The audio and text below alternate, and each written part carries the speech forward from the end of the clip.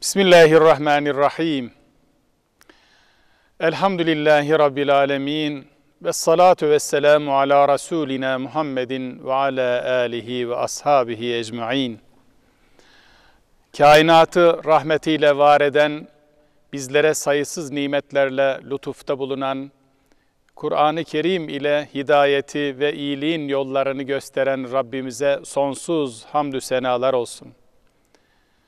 Bütün rahmet elçilerine ve مَا اَرْسَلْنَاكَ اِلَّا رَحْمَةً لِلْعَالَمِينَ Biz seni ancak alemlere rahmet olarak gönderdik hitabının muhatabı, Peygamberimiz Hazreti Muhammed Mustafa'ya sonsuz salat ve selam olsun.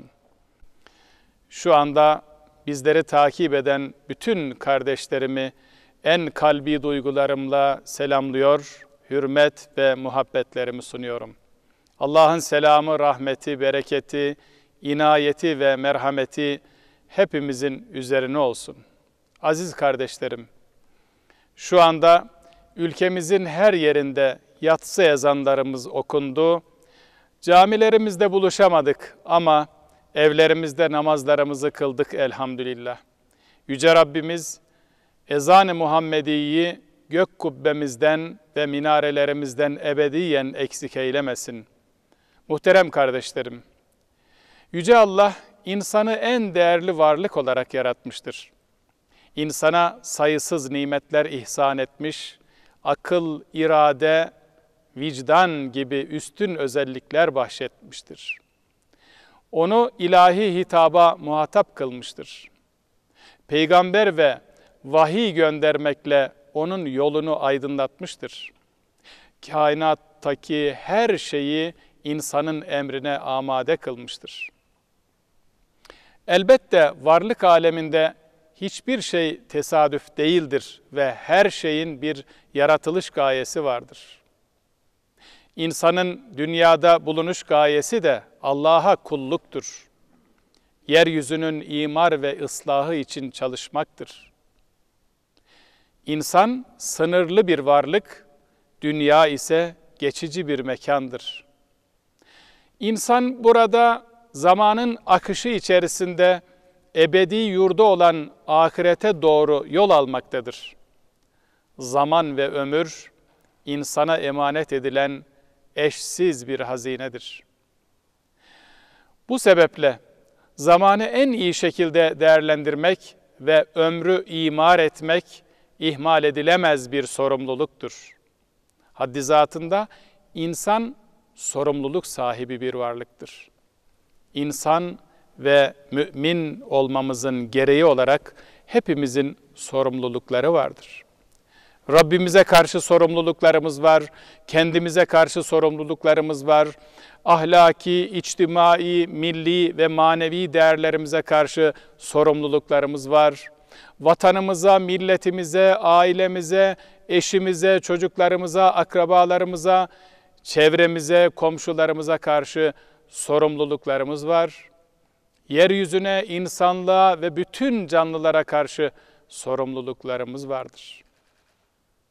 İnsanı hem Allah'ın katında hem de tüm yaratılmışların içinde değerli ve önemli kılan özelliği işte bu sorumluluklarını sahiplenmesi ve kendisine tevdi edilen mukaddes emaneti yüklenmesidir. Değerli kardeşlerim, kabul edelim ki zor bir çağda yaşıyoruz. Modern dönemde ulaşım, iletişim, teknoloji büyük bir hızla gelişmiş ama insan derin bir yalnızlığa mahkum olmuştur maalesef. Bugün insanlık devasa krizlerle karşı karşıyadır. Savaşlar, felaketler, musibetler insanın geleceğe dair umudunu iyice zayıflatmıştır. Batı merkezli kurulan yeni dünya düzeninde insan hayatın anlamını ve varoluşun gayesini kaybetmiştir. Anlamı kaybedince güzel ahlakı da kaybetmiştir. Şimdi anlam ve ahlak krizlerinin kuşatması altında şaşkın, yorgun, mutsuz ve umutsuz bir insanlık var yeryüzünde. Bugün insanlık olarak aklımızı ve vicdanımızı kullanarak kendimizle yüzleşmeye ihtiyacımız var. Bilhassa İslam dünyası ve Müslümanlar olarak inancımızı, medeniyetimizi ve sorumluluklarımızı dikkate alarak derin bir muhasebe yapmaya ihtiyacımız var. Mümin için muhasebe bir yenilenme ve bilinçlenme eylemidir. Vahyi ve aklı, ilmi ve hikmeti, güzel ahlak ve merhameti davranışlarını hakim kılma çabasıdır muhasebe. İlmi, fikri ve ahlaki yozlaşmalara karşı istikameti muhafaza etme gayretidir muhasebe. Bu sebeple bugün derin bir tefekkürle bireysel, toplumsal ve küresel sorumluluklarımız çerçevesinde üzerimize düşen görevleri yerine getirip getirmediğimize dair kendimizi kapsamlı bir muhasebeye tabi tutmalıyız. Biliyoruz ki dünya hayatının sonunda Rabbimizin huzuruna vardığımızda hayatımızın her anından Allah'ın bize lütfettiği tüm nimetlerden hesaba çekileceğiz. Adaletin timsali Hazreti Ömer radıyallahu anh'ın "Hasibu enfusekum kable en tuhasebu." Hesaba çekilmezden önce kendinizi hesaba çekiniz sözü esaslı bir hayat düsturudur. Rabbimiz Haşr suresinde bize çok uzakmış gibi gelen ama yarın kadar yakın olan hesap günü için şu çarpıcı uyarıyı yapıyor. Bismillah.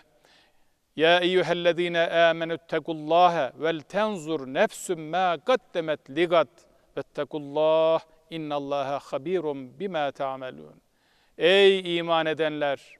Allah'a karşı gelmekten sakının ve herkes yarın için önceden ne göndermiş olduğuna baksın. Allah'a karşı gelmekten sakının.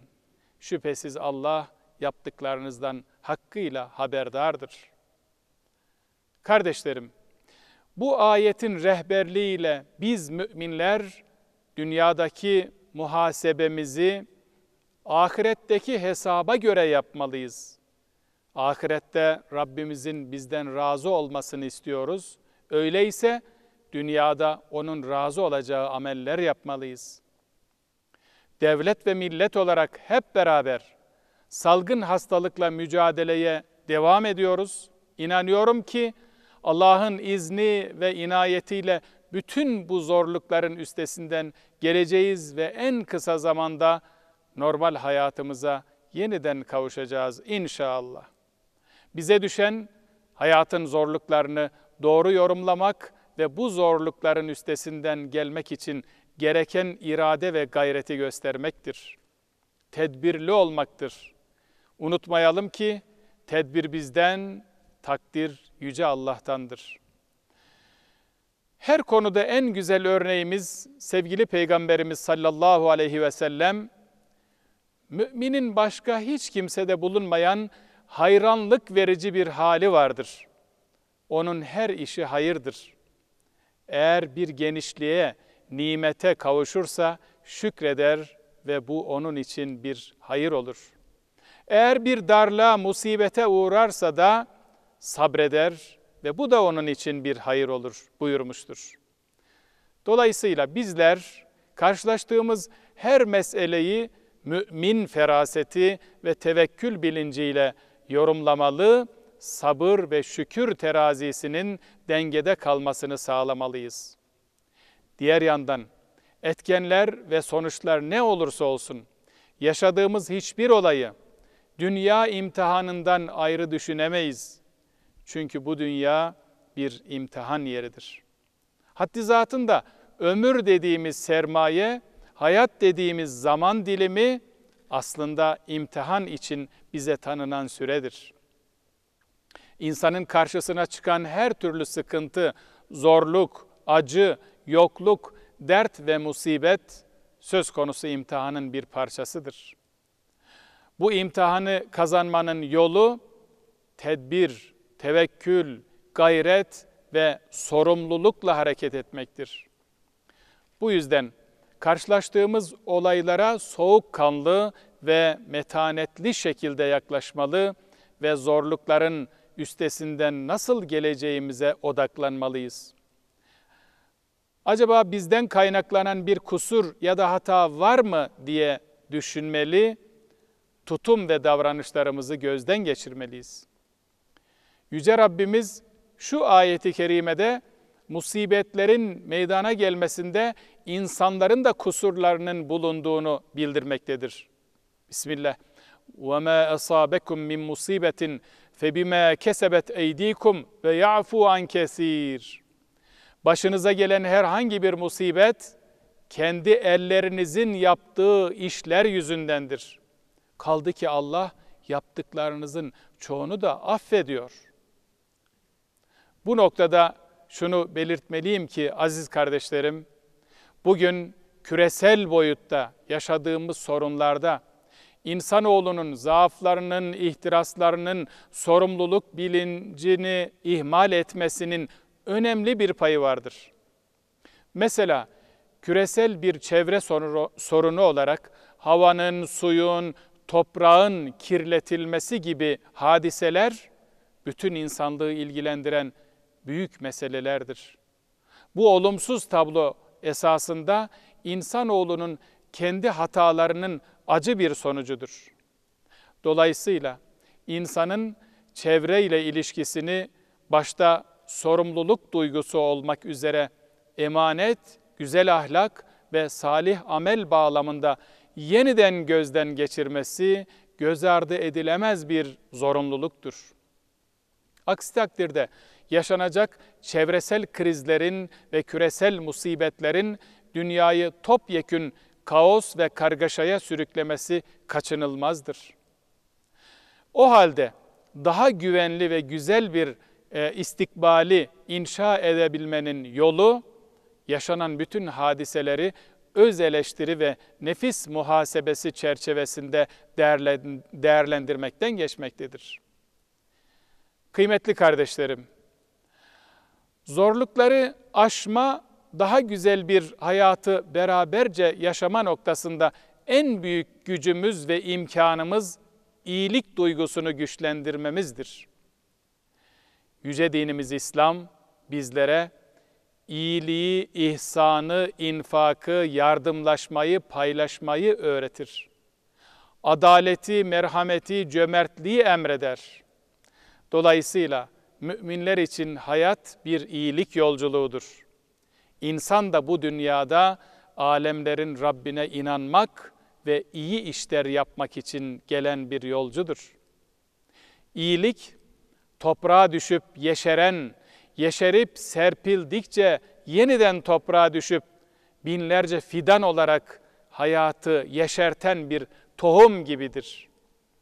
İnsana düşen, iyiliğin dünyayı değiştirme gücüne sahip olduğuna inanmak ve iyilik tohumlarını gönüllere serpmektir. Onları bereketlendirecek olan Cenab-ı Hak'tır.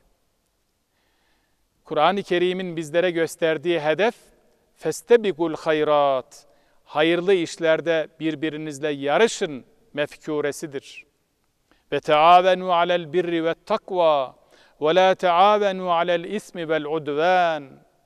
İyilik ve takvada yardımlaşın, günah ve düşmanlıkta yardımlaşmayın ilkesidir.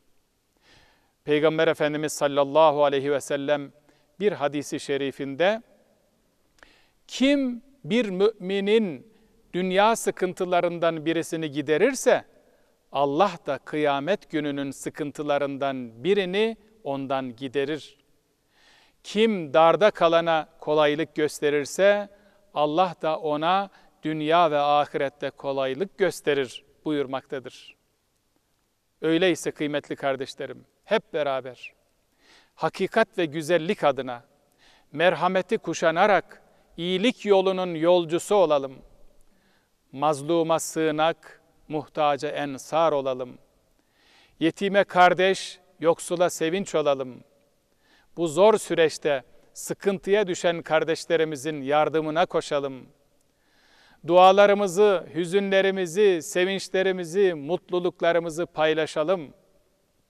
İnsanlık için canla başla çalışan sağlık görevlilerimizin, arama kurtarma faaliyetlerinde fedakarca çalışan kardeşlerimizin, güvenlik güçlerimizin, Diyanet mensuplarımızın, milletimizin hizmetine koşan sivil toplum temsilcilerimizin ve tüm güzel yürekli insanların yanında olalım. Bilelim ki gönül yaralarımız başkasının yarasına merhem olduğumuzda iyileşecektir. Vicdanımızın sesine kulak verelim. Kalbimize iyi gelecektir. Gerçek huzurun iyilikte saklı olduğuna inandığımız zaman dünya daha güzel olacaktır. Kıymetli kardeşlerim, kalbe hayat veren merhamettir. Merhamet, inancımızın bizlere kazandırdığı en büyük değerlerden birisidir. Merhamet, Rahman'a kulluğumuzun en önemli nişanesidir. Bu itibarla yüreğimizde büyüteceğimiz en güzel duygu merhamettir. Bu duyguyu geliştirmeye, kalbimize, hayatımıza, ailemize ve tüm yeryüzüne egemen kılmaya mecburuz. İşte bu amaçla yeryüzünde iyilik egemen oluncaya kadar çalışmalıyız. Merhamet egemen oluncaya kadar çalışmalıyız yeryüzünde. Zira modern zamanların en büyük sorunu merhamet duygusunun zayıflamasıdır. Halbuki insaniyetin ve medeniyetin ölçüsü kadınlara, çocuklara ve zayıflara karşı gösterilen merhamettir. Gücüne güvenerek zayıflara karşı şiddete başvurmak, inançla, akılla, vicdanla ve ahlakla asla bağdaşmayan insanlık dışı bir tutumdur. Kıymetli kardeşlerim, zorlukları ve güzellikleriyle bir yılı geride bıraktık. Salgın, deprem, sel gibi olaylara hep beraber üzüldük ve bu olumsuzluklar karşısında milletçe kenetlenerek mücadele ettik. Ama bütün bu zorluklar ve olumsuzluklar içerisinde Rabbimizin izni ve inayetiyle yaklaşık bir asırlık hasretin sonunda Ayasofya'nın yeniden camiye çevrilmesi ve müminlerle buluşması vesilesiyle ülkemizdeki ve dünyadaki tüm Müslümanlarla beraber büyük bir heyecan ve sevinç yaşadık. Şimdi yeni bir miladi yılın ilk günlerindeyiz.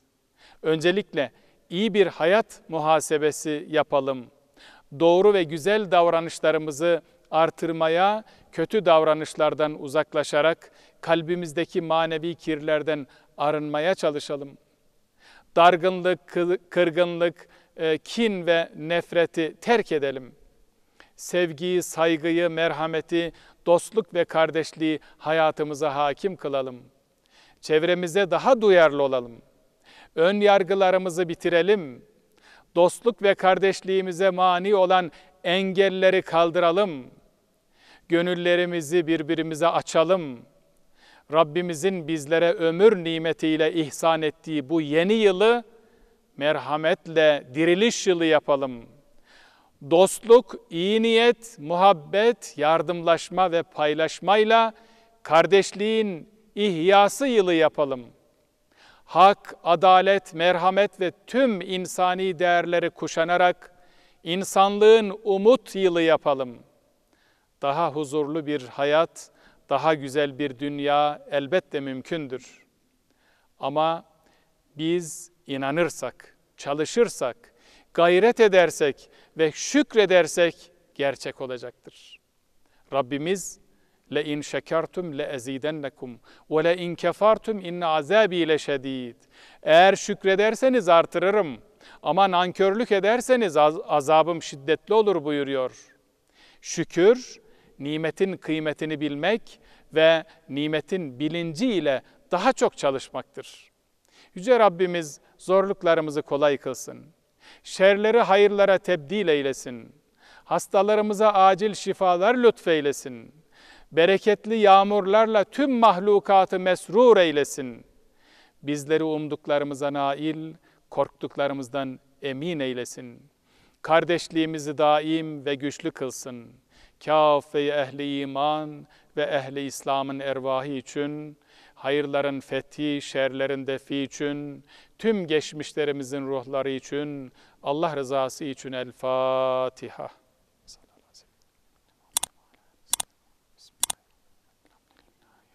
Bismillahirrahmanirrahim.